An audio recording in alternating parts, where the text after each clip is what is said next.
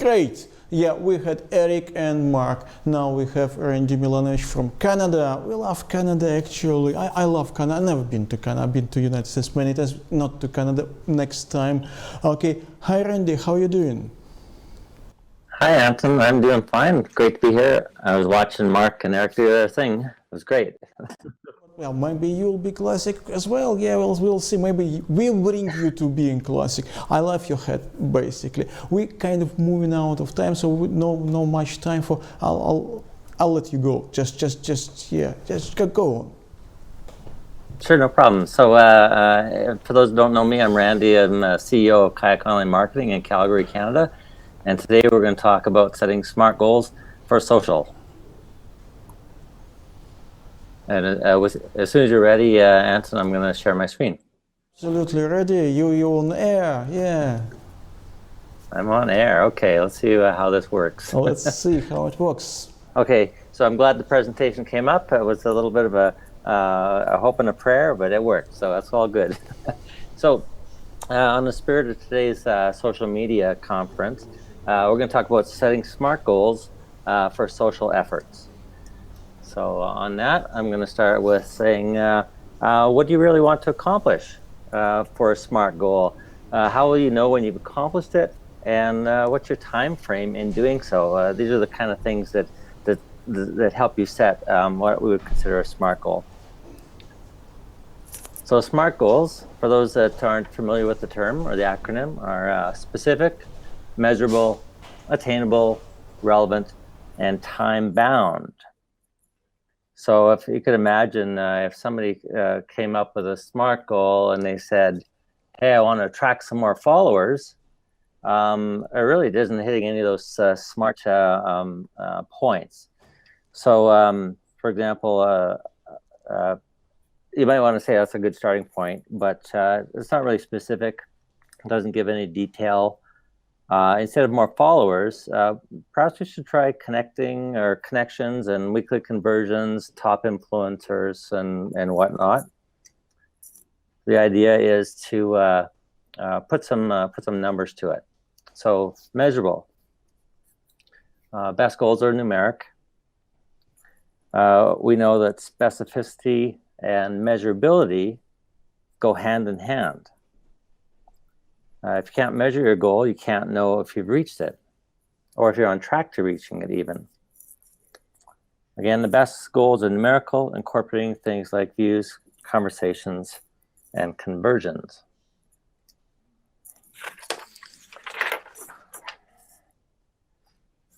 Attainable. Let's talk about attainable for a moment here. Of course, we want to say that we're going to get 1,000 followers or 10,000 followers or have a bunch of shares or whatnot. But the idea is it has to be something that's meaningful. If you were to set a goal that was too large, it could actually be a demotivator because it would be an unrealistic goal or unrealistic target. I would recommend that we'd aim for something you can actually hit. It shouldn't be easy, but your goal should be one that is reasonable. For relevant, we want to take a look at social goals that align with your big picture goals, your marketing, your other goals in your business. So we would ask the question of, does each goal you set align with your long-term goals and work towards helping you achieve them? It's easy to go off track. When your focus is too small, stay on a single initiative or campaign. You want to keep the big picture in mind, ensure your goals are relevant. And Anton, let me know if I'm going too quickly on this. I have a habit of going through it quick. Anyway, okay, so time-bound. Someday definitely doesn't cut it. If you don't have a time component, then you can lose track of your progress. Setting a realistic and measurable target that you can achieve within a given time frame is going to make it much more doable. And once you meet or exceed that goal within your time frame, you can always revisit the process and set new goals. So there's your SMART acronym for SMART. Now, setting your own smarter goals These aren't just statements or wishes. They're firm, conversion-related goals you can work towards. Make them conversational, build marketing campaigns around your goals. It's always good to keep it all in mind. And I'm going to talk for a moment now about bad goals versus good goals. So on the bad goals front, if you take a look at this example, this is actually a real-world example of setting a bad goal. It's gain more followers for Craft Beer Randy. Now, those of you that follow me know that I have a couple of side accounts for my hobbies. So craft beer is being one of them. When we set out to let people know about my Craft Beer Randy account, I thought, hey, there's more to this. I want to do something that's a lot more fun and interesting and not just posting, but I want to gain some followers because I actually have an ulterior motive, which is to raise awareness around a project my brother is doing where he's a carpenter and he builds boxes for craft beer. So I thought if I could get followers, perhaps I could raise the awareness of his craft beer boxes and help him sell them later on. So I set out a goal to attract 1,000 followers who are interested in craft beer to my Craft Beer Randy account on Instagram by posting about craft beer 2 times a week, on the weekends, of course, when most people are drinking beer, by May 2016. And I set this goal last year in May. So it was a 1-year goal of 1,000 followers.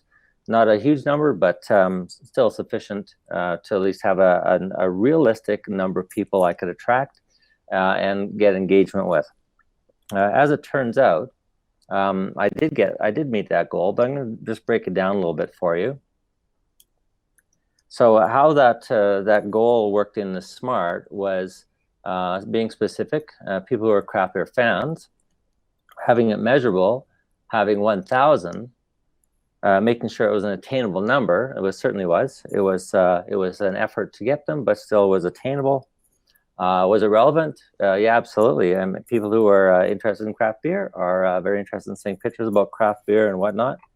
And is it time bound? Yes. The goal was to get those followers by May 2016, which is this month.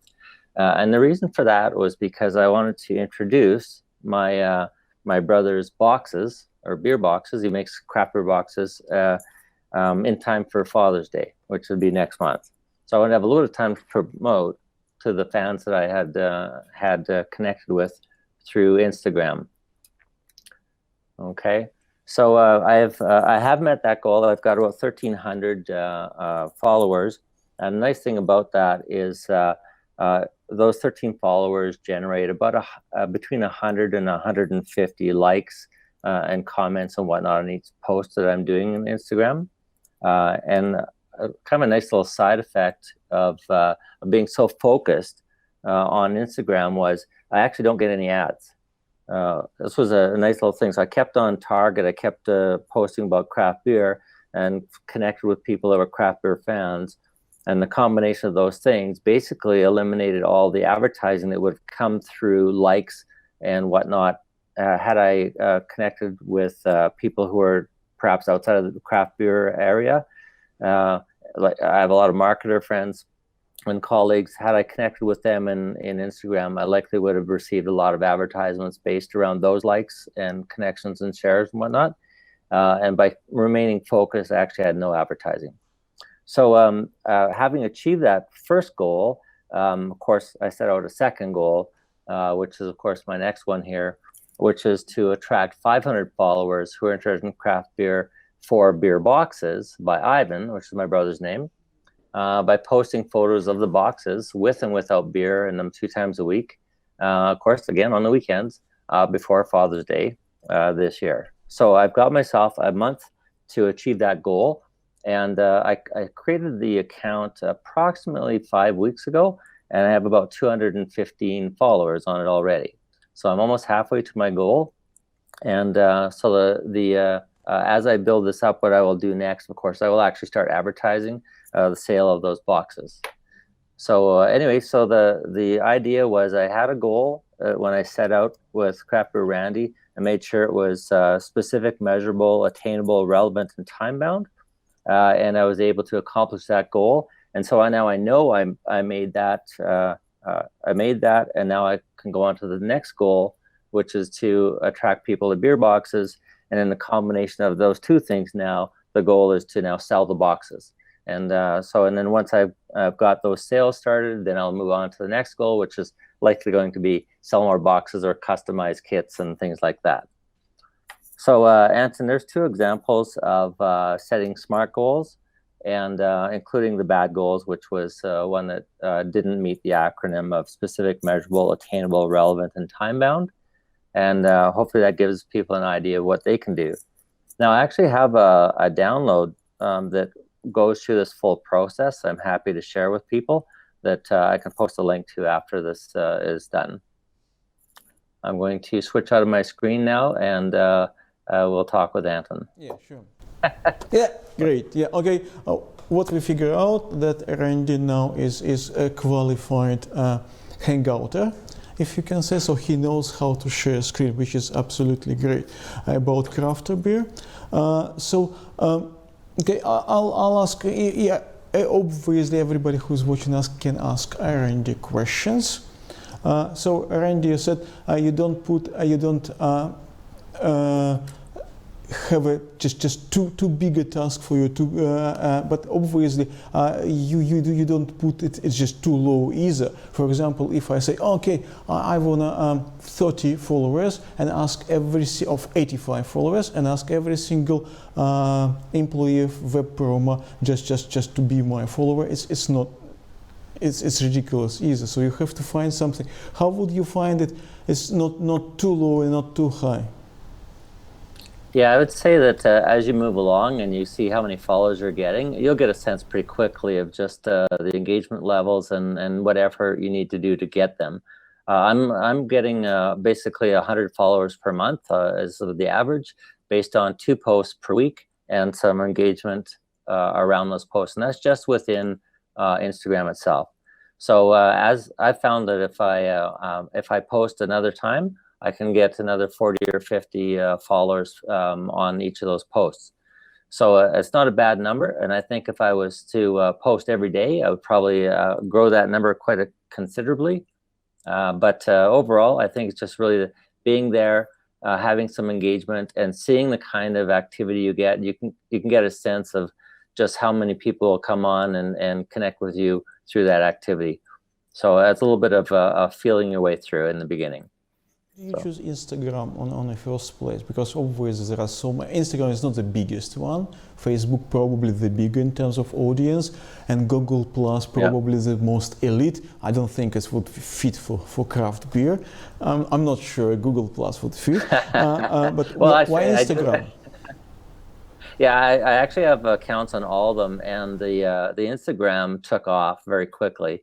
It was because it was very visual. I take photographs. Just using my iPhone, I take photographs of the beer, crack one open, fill the glass, take a picture of the bottle and the glass, and we can see the color and whatnot. I do some photo treatments just to make them interesting, but I think the visual aspects of Instagram is really what made it work. Did you? Yeah, go ahead. What about geography, for example, or male, female, this kind of things? Did you put some limitation, something? Yeah, what I found is, to be completely honest, most of the women that I've come across in the craft beer space are usually presenting photos of the glass of beer next to their chests and attracting all sorts of male fans.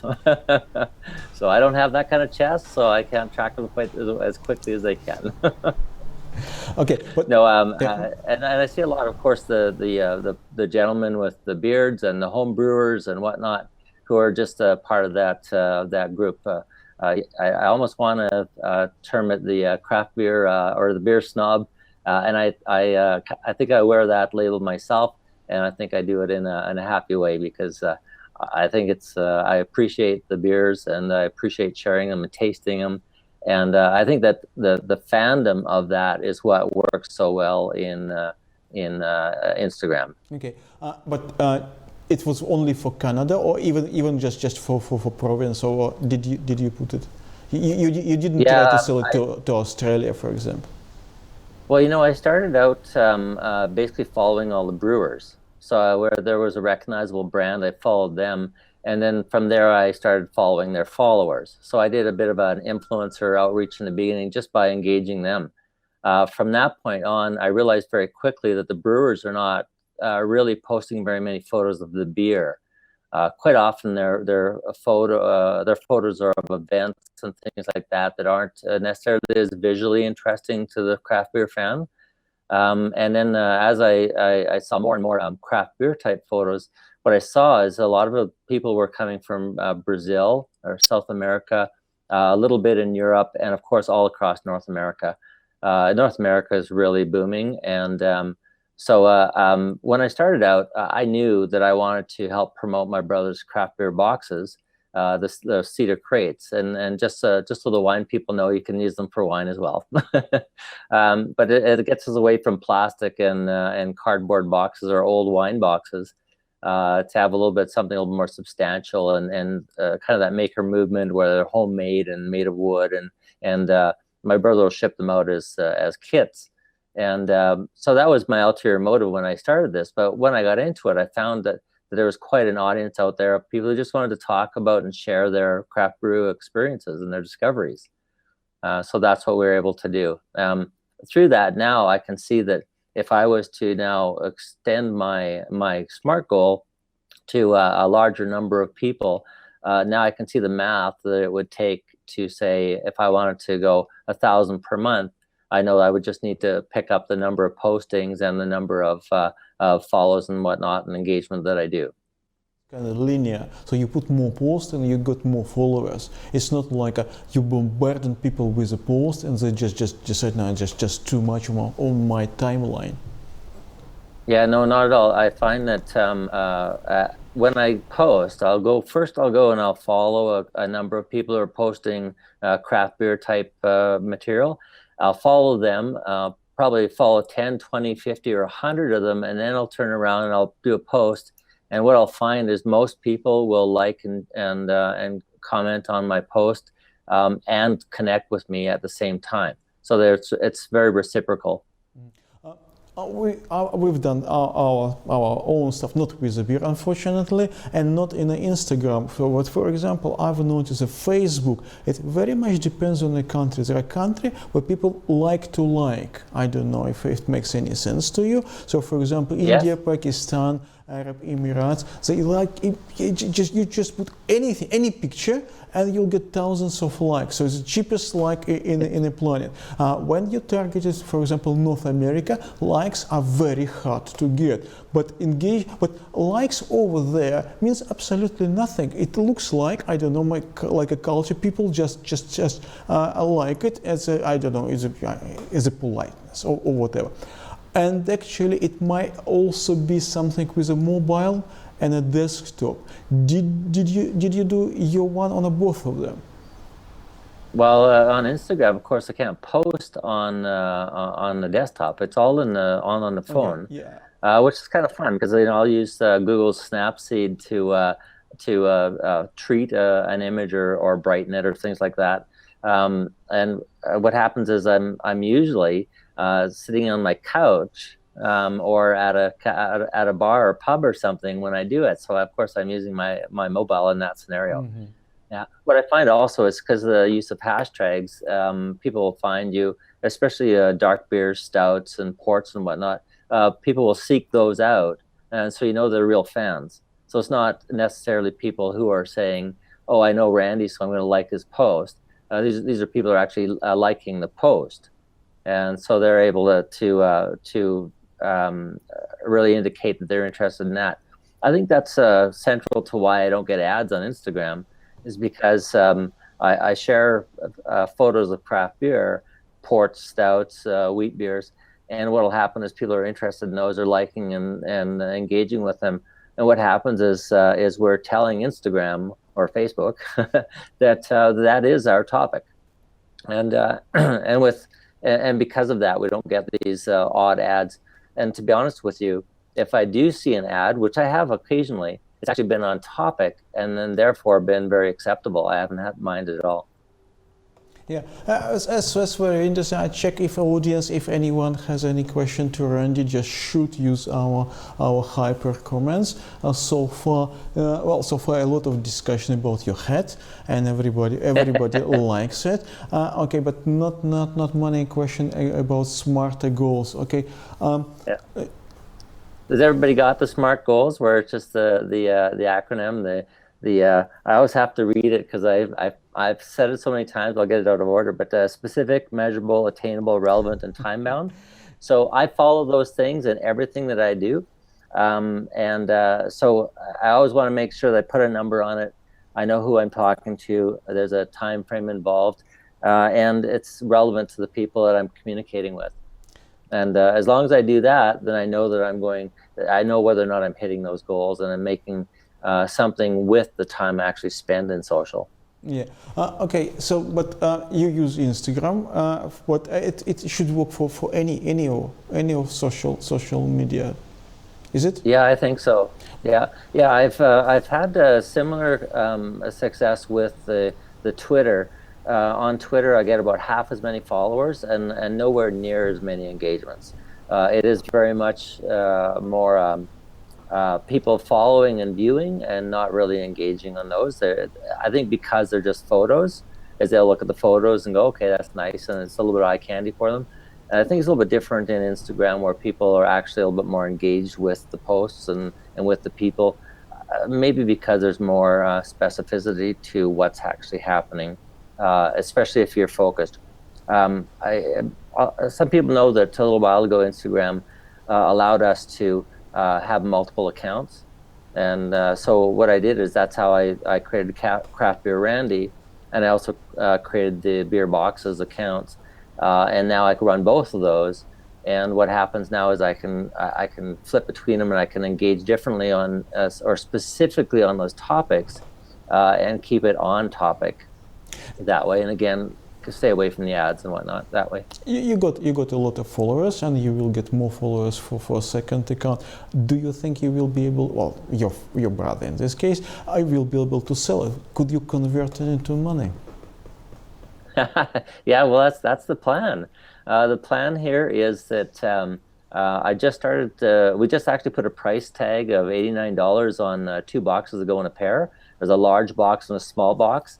So my brother's madly making kits right now, and we're going to start actually putting out ads for sale. So in social, we're not doing ads. We're just doing the sharing of the images. What we'll do next is we'll turn on some ads, and we'll go Facebook, Instagram ads, and we'll see where that goes. And we'll find out just how much people love their boxes, whether or not they're going to pay $89 for them. on the previous conference, when we was content marketing, it's all interconnected, because obviously you created content which you pass in, you getting your followers in Instagram in this case, and David Bain was here, and he is kind of fan of radio, and he's fan of podcasting, and he said that podcast is a place where you have to go. I'm not sure for craft beer, but he was giving the math talking about articles, how many articles a day, like 2 million articles or something, and the same time podcast I think was 100 times less. So the podcast niche was much open. Do you do any podcasts? Well, maybe not on a craft beer, I don't know. No, it's what I've been doing simply is Instagram. I start with Instagram, and then I will take and I'll share those Instagram images, and I'll do little videos and whatnot, but they're opening beer. And of course, this spring when I was in Croatia with Momar Mojevic, we were sampling and taking pictures over there as well and sharing those. Yeah. So yeah, I think we might actually be running into Ben and Dustin's time here. Hopefully, we're not taking their time. I don't know. I'll ask. Do we still have a time for more questions? Do we still have time? How much time do we have? 2 minutes. David Bain might be interesting for you to know that there's a couple of fellows that do waist up shower beer drinking, and it's audio and video, and it's sampling beer in the shower. Beer in a Strangest thing. shower sounds I don't know why. sounds kind of They've got some crazy. sounds kind of You know strange. what's interesting? Yeah, it is strange. I think that the humor part of that is what gets them followers. They've got actually a huge following. Yeah, but So that and humor is kind of very difficult things because some people see things funny and some didn't. So, for example, we had this kind of misunderstanding with you when I tried to promote your webinar, which is coming, and yeah, you admitted that it's supposed to be funny but yeah, didn't work.